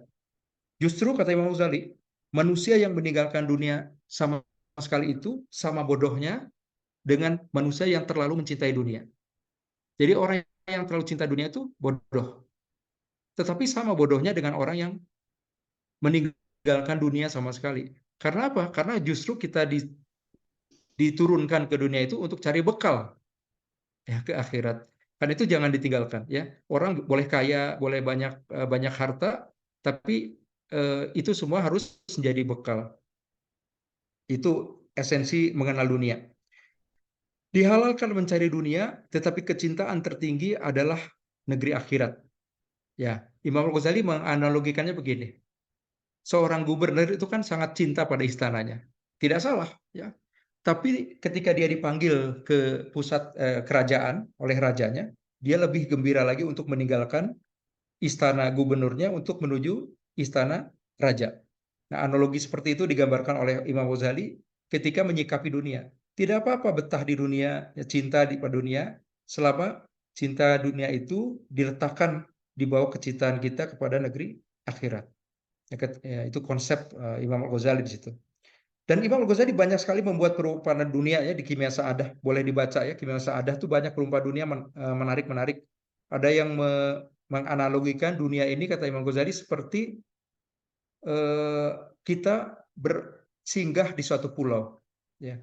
Jadi kita di dunia ini seperti singgah di suatu pulau, kemudian turun untuk beristirahat, cari bekal. Ada golongan manusia yang tahu persis bahwa perahunya ini akan segera berlayar. Sehingga di pulau itu dia hanya memetik buah-buah secukupnya, cari kebutuhan yang secukupnya, dan segera kembali lagi ke perahu, dan di perahu itu, ya di kapal itu dia mendapatkan tempat duduk yang baik. Ada manusia yang ketika turun ke pulau itu, kata Imam Ghazali, cari bekal sebanyak-banyaknya, ya cari makanan sebanyak-banyaknya. Tapi dan dia tahu kapalnya akan berangkat. Tetapi ketika dia kembali ke kapal, apa yang dilihatnya adalah dia membawa beban yang begitu banyak, ya, makanan yang begitu banyak sehingga dia susah mencari tempat duduk. Ya, ada juga manusia yang terlalu asyik di pulau itu sehingga sampai satu titik perahunya berangkat dan dia tidak dapat naik ke perahu itu. Itulah manusia, sifat-sifat manusia atau penyikapan manusia terhadap kehidupan dunia. Nah, jadi Imam Ghazali banyak sekali membuat perumpamaan-perumpamaan, jadi bisa dibaca dan Kimia Sa'adah. Itu mengenal dunia maksudnya. Sebenarnya pilar keempat adalah mengenal akhirat. Jadi kebahagiaan di akhirat adalah kebahagiaan yang sebenarnya dan kekal. Ya. Bahkan jika dan keyakinan terhadap akhirat ini adalah sangat wajar bahkan kepada orang yang bukan tidak percaya, ragu-ragu ya, kepada negeri akhir. Yang menarik di Kimia Sa'adah itu, Imam Al-Ghazali menyitir dialog sahabat Ali bin Abi Thalib radhiyallahu anhu. Jadi Ali bin Abi Thalib itu radhiyallahu anhu pernah berdialog dengan seseorang yang tidak begitu percaya akan hari akhir. Kata Ali bin Abi Thalib, ya, seandainya akhirat itu memang ada, ya, seandainya akhirat itu tidak ada dan saya sudah berbuat baik, kamu berbuat buruk di dunia, maka tidak ada yang rugi. Ya, toh nggak ada hari akhir, kita mati ya jadi tanah, nggak ada yang rugi. Tapi seandainya akhirat itu ada, maka saya bahagia, nah, kamu tidak berbahagia, ya, kamu celaka masuk neraka gitu. Jadi mana yang lebih untung? Kalau istilahnya gambling ya 50-50, kita mau percaya akhirat atau enggak, kata Imam Ghazali. Ya. Jadi lebih baik percaya akhirat meskipun kita tidak tahu akhirat ada atau enggak. Dialog Ali bin Abi Thalib ini mengingatkan saya pada masuk Islamnya Deddy Corbuzier ya. Saya waktu itu pernah menyaksikan Deddy Corbuzier itu kenapa memilih Islam katanya. Kata Deddy Corbuzier itu persis seperti apa yang dinyatakan Ali radhiyallahu anhu. Kata dari Corbuzier waktu itu yang saya ingat, ya sama seperti kita asuransi lah agama itu katanya.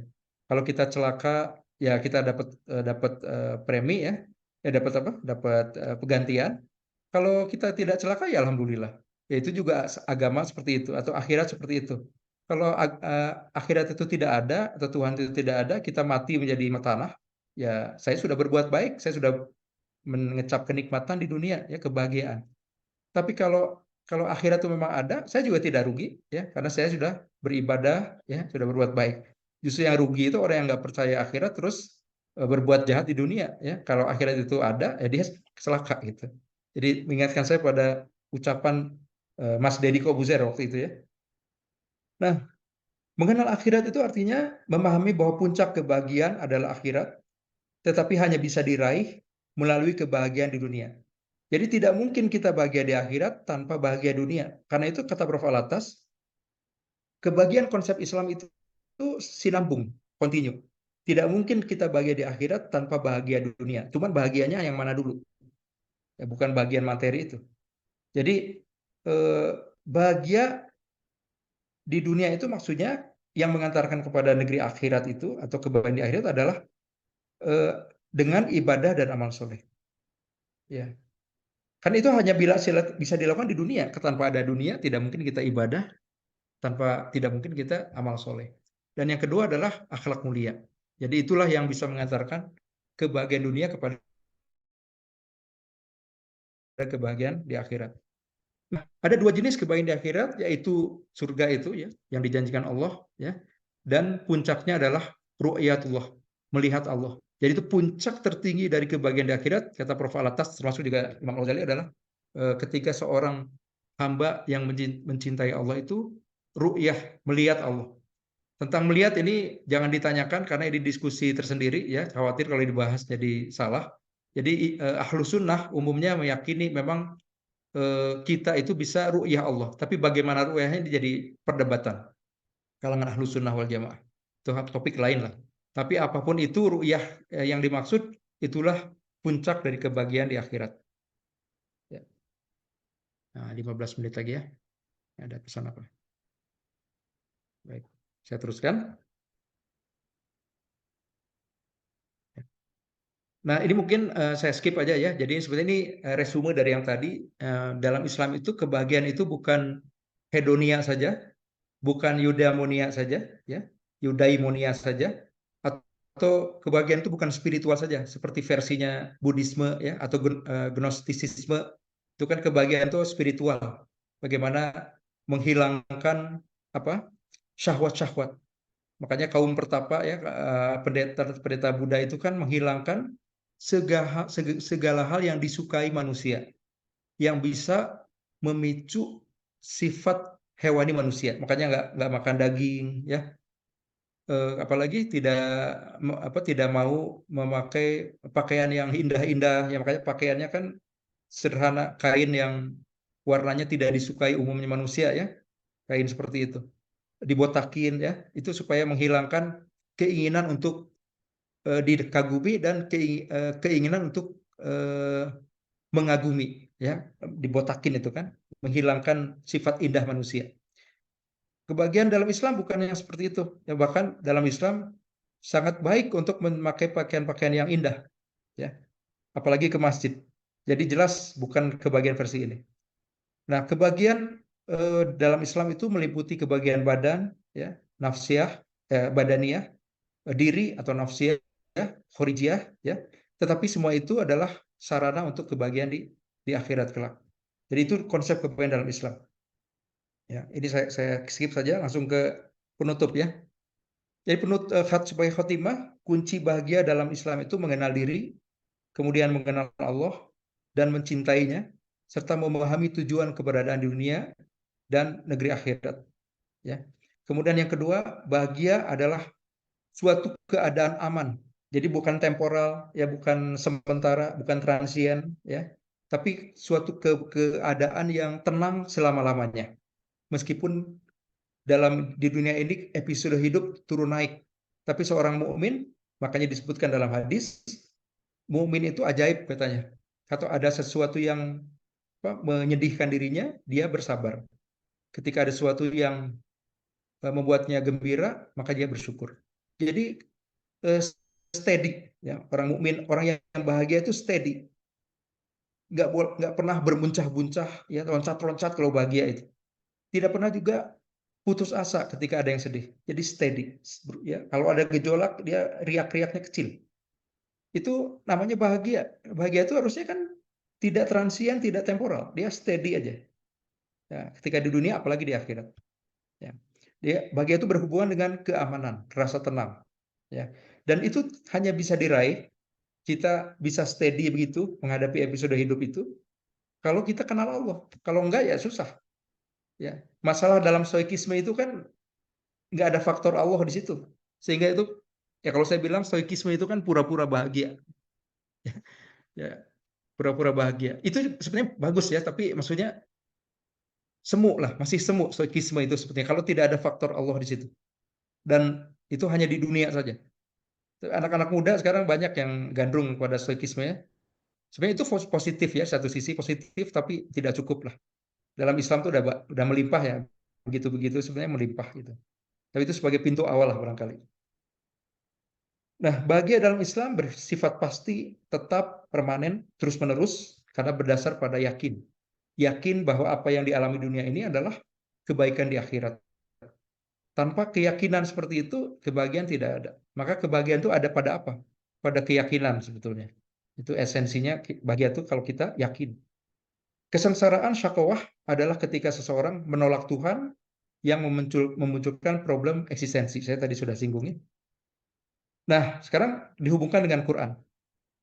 Mengapa di dalam Quran ya segala bentuk kebahagiaan itu hanya bisa dicapai orang beriman, bertakwa dan aulia. Seperti ya, qad aflahal mu'minun. Sungguh bahagia orang-orang yang mukmin atau sungguh menang.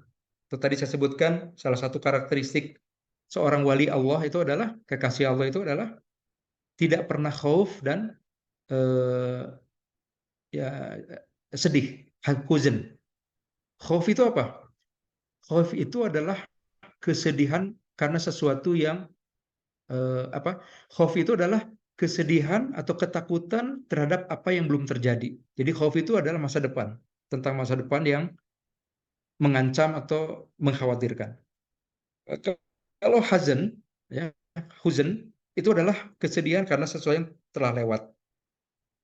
Jadi orang yang dekat sama Allah, aulia Allah itu tidak pernah takut apa yang akan datang, tidak pernah sedih terhadap sesuatu yang sudah lewat, apalagi sekarang.